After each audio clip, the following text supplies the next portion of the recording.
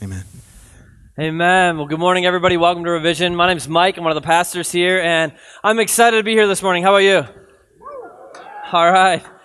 So we kicked off 2019 with this series, From Me to Free, and we've been talking about some of these emotional prisons that we lock ourselves in that hold us back from the lives we desperately long for and the lives God says we were made for, things like bitterness and greed and guilt. And this morning we're going to talk about something that's a little bit different than those, but it's just as powerful and just as prevalent. And it's not an easy or comfortable topic to talk about in church, but it's imprisoning so many souls that I feel like we have to. I just so desperately want for us the lives and the futures God has to give us that I feel like we got to bring this out into the light. And so this morning we're going to talk about addiction.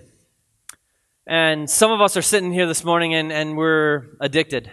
Some of you, you're addicted and you know it. As soon as I say the word, you can feel it and hear it and taste it and smell it, and it's a part of your life and it's on your calendar and you wish that it wasn't, but you know that you're hooked. And others of you, as soon as I said that word addiction, you're like, oh good, I get a nap in today. That's not me. That's a bad word, so it must be reserved for people who are struggling with like whatever I'm not struggling with. I got a little problem with a few things, but it's not like an addiction. I get a tune out. And I got bad news for you.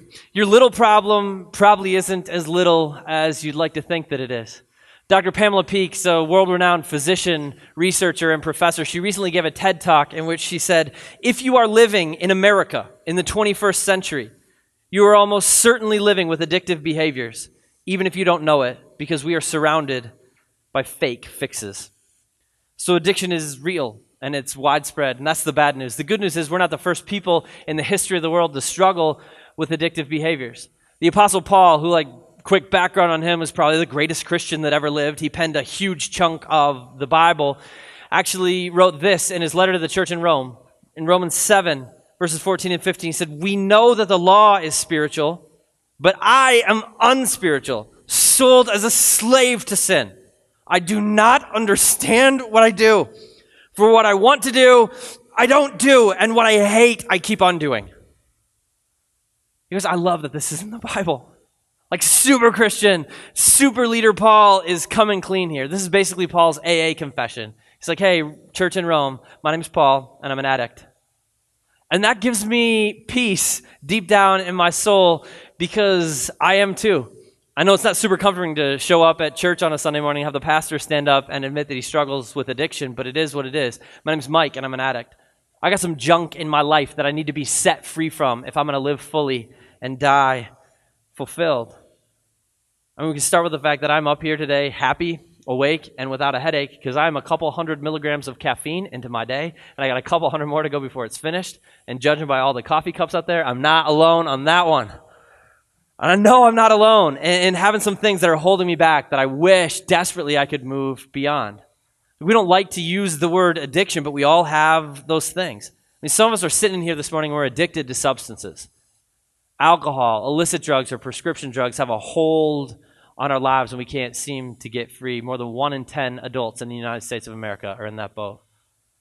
Others of us are sitting in here this morning and we're addicted to materialism, to shopping, to accumulating more and more and more and more things. And we don't like to call that an addiction. It's just like a habit. It's just a thing that we like to do. I just really like shopping. But the truth is that we turn to Amazon or Target or the mall every time we feel empty inside so that new things can hopefully fill that void. I mean, millennials are this generation who's known for graduating with crushing student loan debt because college costs have skyrocketed. But the truth is that there are more millennials living with 5-figure credit card debt and 5-figure car loan debt than living with student debt. If you chuck student debt and mortgages and just look at consumer debt in the U.S., the average American household is in the red by more than $45,000. Don't tell me it's just a thing you like and not an addiction. Then there's the 71% of us who sleep with our phones in our beds or within arm's reach of our beds, and the 90% of Americans who admit that they use their smartphones while driving, even though we know that that makes us massively more likely to take someone else's life and ruin our own. And of those people, 50% of cell phone while driving users say that they primarily use their smartphone to check social media while they're driving. Because how in the world could you get from here to there without that warm, fuzzy feeling that comes from knowing that someone liked that picture you posted? Social media addiction is powerful. Over half of Americans check Facebook multiple times a day. Some of us are addicted to entertainment. The average American kid watches 4 hours of television a day. The average American teenager plays 20 hours of video games a week. And over 10% of our teens are what are considered extreme addicts, playing over 60 hours of video games every single week. Before us old people wag a finger at those darn kids, let's just admit that almost a third of American adults have a food addiction that is seriously threatening their health, both in the short term and the long term. And over a third of Americans have workaholic tendencies. Just under 10% of our workforce averages over 60 hours per week at a single job. 34% don't take their allotted vacation time, and 30% say that even when they're on vacation, they are totally stressed out about work and completing work tasks regularly. And the research shows that has some significant knock-on effects in our lives. It affects our health. It dramatically increases rates of heart disease. It affects our parenting. It creates space where our kids feel unloved and unnoticed and struggle with their identity. And it affects our marriages. Over 55% of marriages in which one partner, at least, is a workaholic end in divorce, which is a shocking number. But what's even more shocking is that workaholism isn't even the greatest addictive threat to our marriages. Pornography is. The statistics suggest that there are more than a few people sitting in here this morning struggling with the prison of compulsion to view illicit images on our screens. Over 1/3 of internet searches are for pornographic content. And among 13 to 30-year-olds, over 3/4 of males and over 1/2 of females admit to searching out pornography within the last month, and nearly 2/3 admit that they view it weekly or more often. Porn gets more web traffic on a daily basis than Netflix, Amazon, and Twitter combined.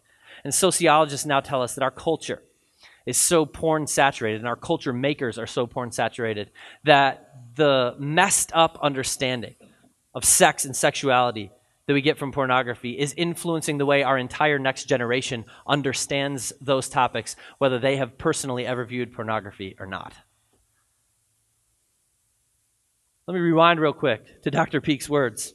If you are living in America in the 21st century, you're almost certainly living with addictive behaviors, even if you don't know it, because we're surrounded by false fixes. Like whether it's food, drugs, alcohol, the internet, shopping, work, lust, gambling, TV, sports, video games, pornography, success, or something else. The reality is a lot of us are being held hostage, and I think it's helpful to admit it.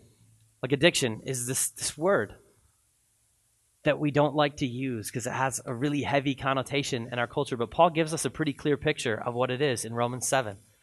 An addiction is anything you do that you don't want to do, that you can't seem to stop doing. And chances are, whatever that is in your life, you spent a good long time justifying it, minimizing it, trying to convince yourself it's not that big a deal, and you could quit anytime you really wanted to, and it's not hurting you or messing things up that badly. But what I want to do this morning is take a look at what God has to say about that. I want to dig into what God has to say about who he made us to be and about how these compulsive behaviors we can't quit rob us of that. And I also want to take a look at how God says we can be set free. So if you have a Bible or a Bible with you this morning, you can open it up to the book of Isaiah, chapter 44. It's almost dead center in the book. And Isaiah is this prophetic book written to the nation of Judah at a time when they were kind of turning their backs on God and struggling with idolatry. And starting in chapter 40 of Isaiah, there's this big old section about idolatry, about how God's people had turned to other things instead of God to fill up the void in their lives. And I think it's really powerful for us to read that 3,000 years later as we're walking the same walk. The names and the images of our idols have changed, but the struggle remains the same. And Isaiah 44 gives us kind of this powerful snapshot of what happens in our souls when we do this. And this passage we're going to read specifically is God making fun of this dumb guy who did a dumb thing. Here's what it says. It says, all who make idols are nothing, and the things they treasure are worthless. Those who would speak up for them are blind. They're ignorant to their own shame. Who shapes a god and casts an idol which can profit nothing? People who do that will be put to shame. Such craftsmen are only human beings. The carpenter cuts down cedars or perhaps a cypress or an oak. He let it grow among the trees of the forest, or planted a pine and the rain made it grow. It's used as fuel for burning. Some of it he takes and warms himself. He kindles a fire and bakes bread. But then he also fashions a god and worships it. He makes an idol and bows down to it. Half of the wood he burns in a fire. From the rest he makes a god, his idol. He bows down to it and worships. He prays to it and says, save me, you're my God. They know nothing. They understand nothing. Their eyes are plastered over and they cannot see. Their minds are closed so they cannot understand. No one stops to think. No one has the knowledge or understanding to say, half of it I used for fuel. I even baked bread over its coals. I roasted meat and I ate. Shall I make a detestable thing from what is left? Shall I bow down to a block of wood? Such a person feeds on ashes. A deluded heart misleads him. He cannot save himself. Or say, is not this thing in my right hand a lie? I get that in our modern minds, the guy in this passage seems like an idiot. Like, go chop down a tree and use part of it to start a fire, to bake your food and warm your house. And then be like, well, I got this leftover wood. Maybe it's God. I should carve that up. It'll save me. Like, someone really did this. And we're thinking, like, someone did this. That has got to be like the dumbest human that ever lived. Like, oh yeah, I'll burn that one. That one looks like God. That's good. And like, when we think that, when we struggle to believe that this could ever actually happen, we're not wrong. Like, that's a special kind of stupid. But check it out. This passage is telling us from God's perspective, like from a God's eye view, our addictions and our compulsions are the exact same thing. They're just as stupid. And the hope that we put in them is just as futile. It's not going to fill up the void in our lives. And there's a few things this passage shows us about idolatry that I want us to see as we talk about this stuff in our lives that we keep doing, that we don't want to do anymore, that we can't seem to stop doing. And the first thing is this: most of the things we're addicted to aren't bad things in and of themselves. A block of wood isn't a bad thing. It's actually a really great source of fuel for a fire. It's just an incredibly bad God. And all this stuff that we find ourselves compelled towards, whether it's success or money or clothes or cars or sex, none of that is bad stuff. Those are actually really good things. They're just really, really bad gods. And we got to understand this: addiction in our lives happens when good things become God things. We take these good things and we put them on the throne of our lives, and we place our hope and our future in their hands, like they can help heal up the stuff inside of us that's broken. Our hearts get locked up. And we start settling for less when we put created things in the place of the Creator. When we start aiming our attention and our energy and our time towards the gifts rather than the giver, when good things become God things. And when that happens in our lives, it actually robs us of our humanity in a few important ways. First thing is that, like, when good things become God things, it robs our identity. We struggle to fully believe that we are who God says we are anymore. We begin to define ourselves in terms of this thing that has a grip on our souls. We can't understand who we are, and we can't understand how we could possibly live without it. And then any threat to our addiction becomes a threat to us because it is us, and we get really defensive about it. And that happens not just on an emotional level and not just on a spiritual level, but on a physical level. Without diving too deeply into all the science of this, our brains are full of powerful chemicals. And when we engage in addictive behavior, we actually create new pathways that change the way we understand who we are. Like the first time you ever try a new activity, basically what you're doing is cutting a new pathway through the woods in your brain. And there's this thing in your brain called delta phos B, which is like your own personal troop of Boy Scouts that's cutting back the branches and paving the way. And if you're like a super nerd like me, you're like, that sounds fascinating, I'd like to hear more about that. Ask one of the med school nerds, and they can tell you how switch variants of regulatory proteins actually work. But for our purposes this morning, it's a Boy Scout troop, okay? It's cutting this new pathway in your brain. And the more you do it, the path becomes smoother and smoother, and eventually becomes a road, and eventually becomes a superhighway, because our brains are full of neurons, and the neurons that fire together wire together. It's why we get more proficient at tasks the more we do them. And once we create a superhighway, we're really, really good. It's why even if you haven't ridden a bike in months or years, you could walk out the doors today and ride a bike. It's why any of us who are in our 30s or 40s could pick up an NES controller and kill it at Super Mario. I could beat World 1 with a blindfold on. It's muscle memory, baby. I got that superhighway cut into my brain. And the thing with addiction is, anything that causes us to go towards that addiction becomes an on-ramp to the superhighway. Like, I'm sad. I'm going to go shop. Now I'm not sad. Every time I feel sad, I should shop. I feel lonely. I feel frustrated. I had a bad day. I'm going to open up that computer screen. On-ramp, on-ramp, on-ramp. And it's very difficult for us as human beings to build off-ramps once we're on the superhighway, which means that anything that causes us to get on causes us to take that highway until we reach our destination, which is a big old hit of dopamine.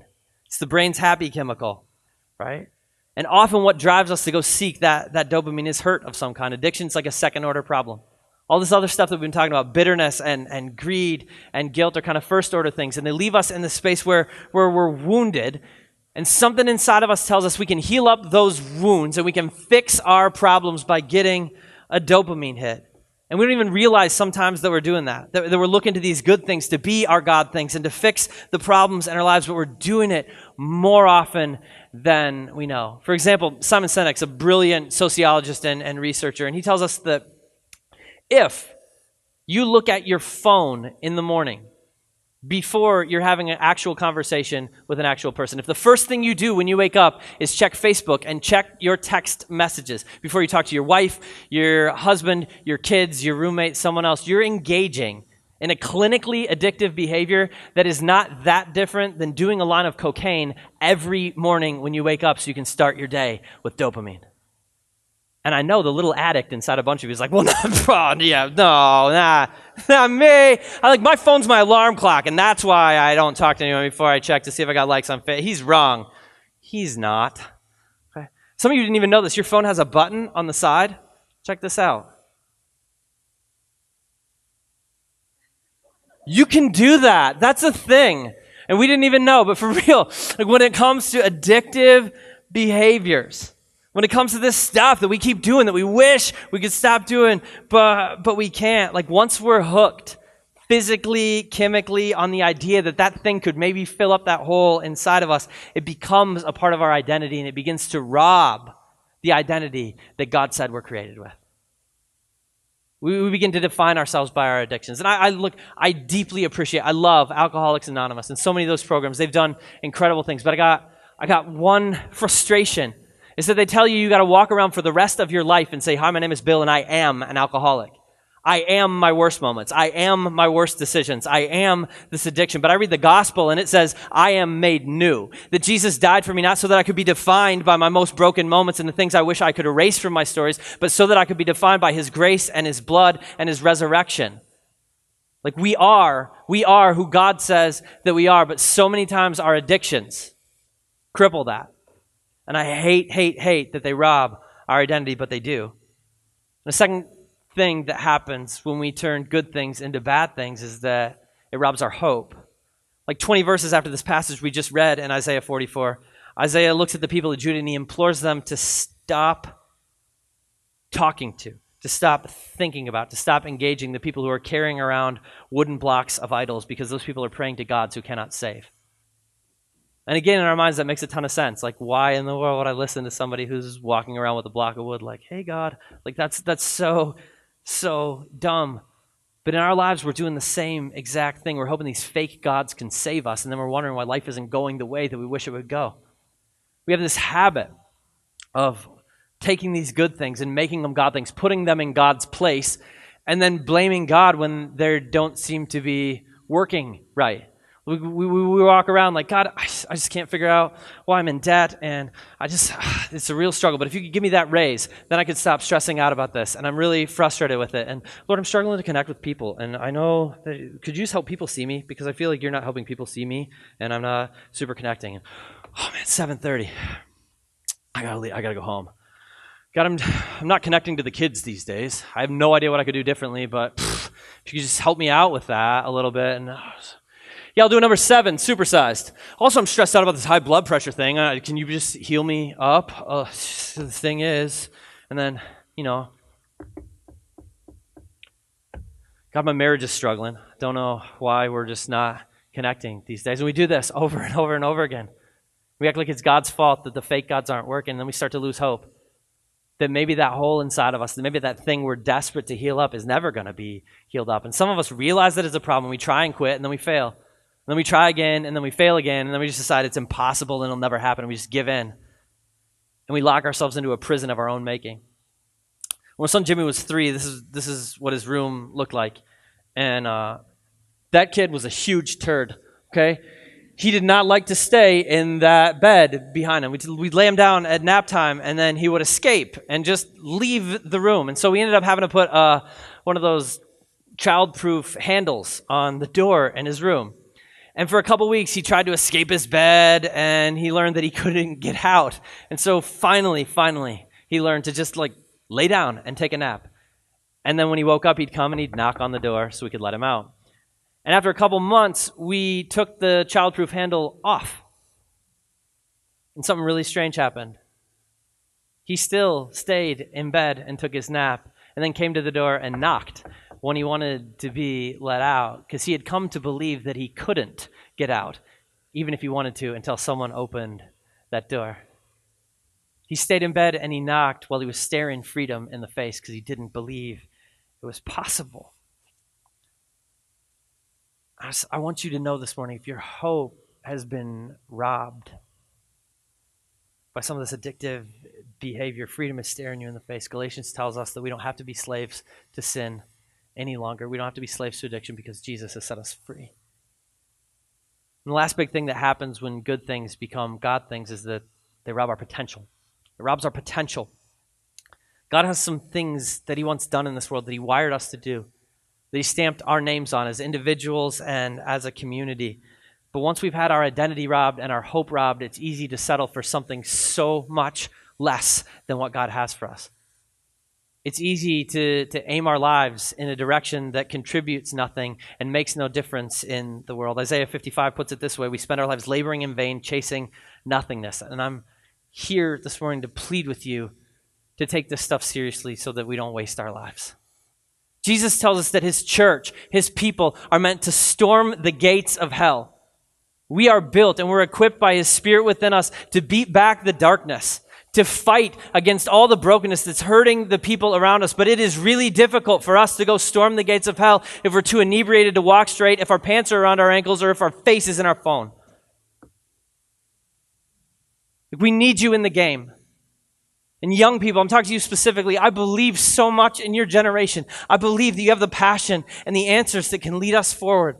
But by the age of 21, the average American teenager, or by the average American kid now, will have spent 10,000 hours playing video games. It takes half that amount of time to earn your undergraduate degree. So you young people, please don't spend your lives saving fantasy worlds while the real world around you burns. It's on fire, and we need you in the game. We need you in the game. That's what every single one of us was built for. We are built to live free and to be difference makers. And some of us, I think this morning, need to be reminded that even if some of this stuff that's felt like a prison to us for so long has robbed our identity and robbed our hope and robbed our potential, that is not the end of our stories. God promises us that. In Jeremiah 29, he looks at us, he says, I want you to know who you are. He tells his people, you're my people, and I love you. I love this community, and I have a plan for you, and I have a future. I know the plans I have for you, plans to prosper you and not to harm you, plans to give you a hope and give you a future. And so the question for us this morning is, how do we lay claim to that hope and that future? How do we beat back these demons that have been imprisoning us and get in the game? And the answer is it's not easy, and it's not simple, and it's not the quick fix, cold turkey thing that we want it to be most of the time. But there are a couple underlying principles, like two big action areas for us if we want to see healing and real change. And I want to highlight them this morning because Jesus actually clues us in to how to defeat demons we can't seem to conquer. There's this moment in his ministry where he kind of taught his disciples who have been following around for a long time. He's like, all right, you guys go out and do it. And he sends them out to go feed people and heal people and drive out demons. And they're doing a great job. And then they meet this kid, and he's got this demon in him that keeps trying to drown him in the water and throw him into the fire and burn him to death. And they can't cast it out. So the kid's dad comes to Jesus, and he's like, you got to help me. I'm desperate here. My kid is dying. Your disciples couldn't do it. And Jesus gets grumpy at his disciples. In Matthew 17:17, he looks at them, and he says, you unbelieving and perverse generation. How long shall I stay with you? How long shall I put up with you? Bring the boy here to me. And Jesus rebuked the demon, and it came out of the boy, and he was healed at that moment. Then he tells his disciples they failed because their faith was too small. But in his first words to them, he kind of clued them in as to why their faith was too small when he called them perverse and unbelieving. So your faith is too small because you got too much of the world. You're perverse. And you got too little of God. You're unbelieving. And in our lives, here's the deal. If we want to stop doing these things that are holding us back, we need a couple things. Number one, we need less of the world. We need to avoid all those on-ramps that send us to the superhighway of our addictions. In Romans 13, Paul tells us, make no provisions for your flesh. Make no provision for your sins. And so if we want to be set free, we got to have a real honest conversation with ourselves about where we are getting provision. And then we got to be real ruthless about cutting off that provision. Like some of you, if every time you have a bad day, you go spend money you don't have, you need to let somebody change your Amazon password. You need to get rid of the credit cards. Like, get them out of your life. Some of you, if you're getting provision from your computer or your phone, if you're taking that stuff and going and hiding away somewhere, you got to lock that stuff up. Lock it up with software. Lock it up with a physical lock that keeps it in a public place. Go back to a flip phone. Some of you are like, that's crazy. I would never do that. Delete your apps. But there are people in here, you can talk to them, I'll hook you up, who have gone back to flip phones for various other reasons that would tell you, look, number one, it's a good idea for that. Number two, it's a good idea anyway. Your kids will see your face again instead of the top of your head. You'll actually be present with people. Just do it. But we got to get ruthless about getting rid of the places we're getting provision. We got to take action to get less of the world. And let me tell you, when you do, that little addict inside you is going to throw a fit. Because all that stuff that you've been using to anesthetize your wounds, not heal them, just anesthetize them, it's going to be gone. And you're going to feel the pain again for the first time in a long time. But even when that little addict throws a fit, you got to stand strong. You got to cut off the provision. Don't believe for a second you can beat back your addiction without doing that. We got some people in here who have been through AA. Ask them if it's possible to not cut off provision and still win. To go to the bar just for a burger this time, or to keep the liquor cabinet in the house just in case your friends come over. It don't work like that. Cut it off and get accountability. Addiction is a sickness, and you're as sick as your secrets. You got to tell somebody who will help you. It's this first order task. Step one, remove the temptation and get accountability. Get somebody who loves you. And if you need it, get professional help. This brain chemistry stuff, it's real and it's powerful. And some of you are struggling with stuff that's absolutely destroying your lives, and you cannot beat it on your own, and you need professional help. And if that's you, if you're like, man, I've been trying and failing, and I feel like my identity's been robbed, and my hope has been robbed, and my potential's been robbed, I don't want to do it anymore, please, come talk to me if you don't know the first step. Talk to me after the service. Email me, call me, text me, whenever. What you're going to get from me is not judgment, like, oh, you struggle with that? Wow, I don't struggle with that. What you're going to get with me or from me is love. Like, I will lock arms and walk this journey with you. I will help connect you, because this is stuff that we got to cut off and we got to beat back. We need less of the world. And the other thing we need is more of God. We need more of God. What you got to do is take this false hope, this false God, this fake fix, and replace it with the real thing. The best way to beat your temptations is to stoke your affections for God. Because the best defense is a good offense. The Puritans used to have this saying, how do you dislodge a beautiful thing from the human heart? You replace it with a more beautiful thing. How did Romeo get rid of Rosalind? Like Romeo and Rosalind, you all know that play? You even remember Rosalind? You don't, do you?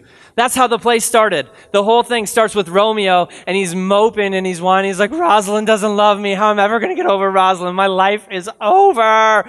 And then his buddy Benvolio comes. He's like, dude, I'm going to take you to a party tonight. There'll be like 100 hotter girls than Rosalind there. And that's a rough translation. That's like the Message version of Shakespeare. Okay, but that's basically what he says. He's like, come on, let's go. And Romeo tells him off. He's like, no, nothing will ever cure me of my addiction to Rosalind. And then he goes to the party.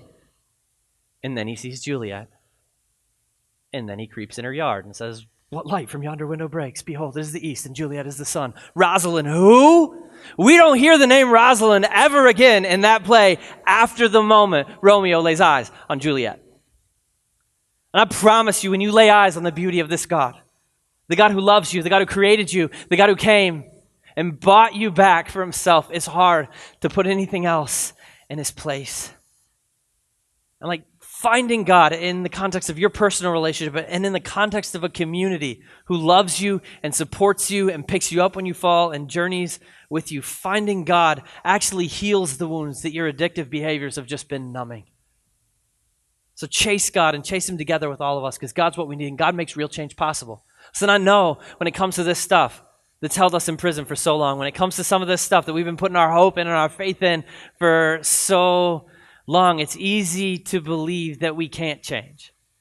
And it's easy to believe that God couldn't have a hope and couldn't have a future for us anymore because we are too far gone and we're too messed up. But that's a lie. Romans 8 could not be more clear. There is now no condemnation.